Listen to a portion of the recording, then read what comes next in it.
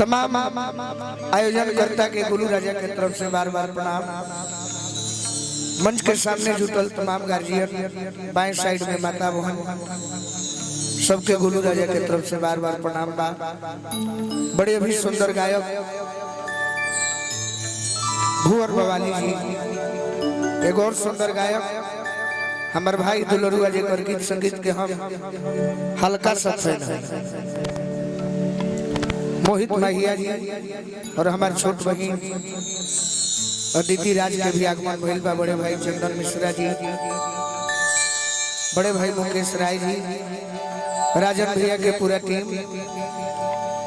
आंसू साउंड, अब विशेष रूप में हमार बाबूजी कहले हैं कि आज छोटे बाबा के लेके जाई हो। छोटे बाबा रउरा सब खाती आइल बनी, हम चाहो कि छोटे बाबा पर कृपा अपन आशीर्वाद बनाई रखो। सब जय हो, राहुल कृपा बता, सब कृपा चली लगी।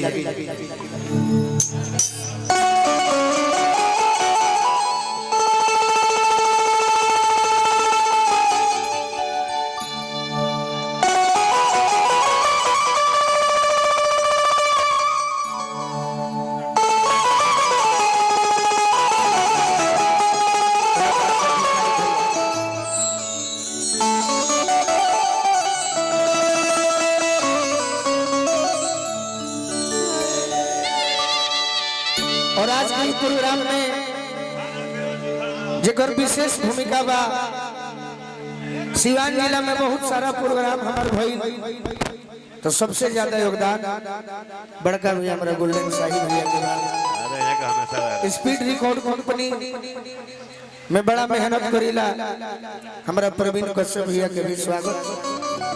चलिए देखिए तो आवाज कहाँ ले जाता है। धाना धाना फिरोजी धाना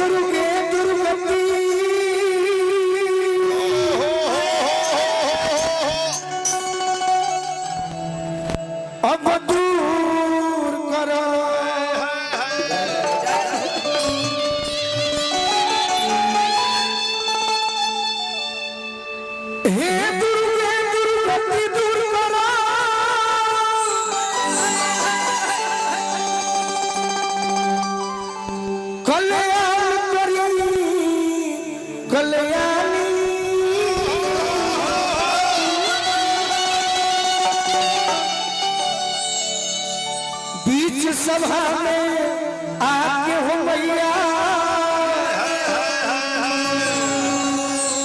राखी हो मनी के,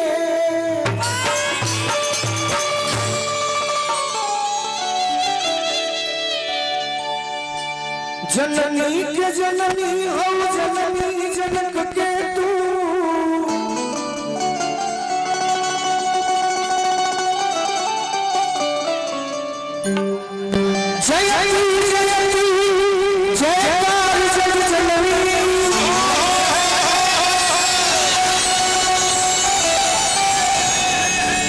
जननी तुझो दिल के विषय में भोग के सब जननी हमार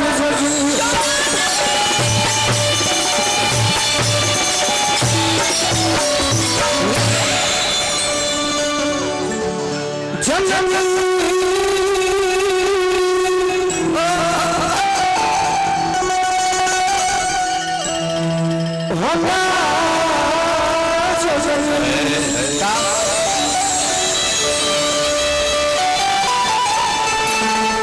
जननी होना जननी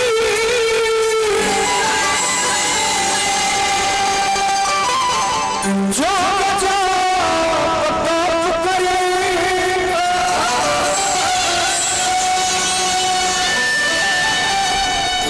जननी लगे तो हमारी जग जननी जननी हो जाए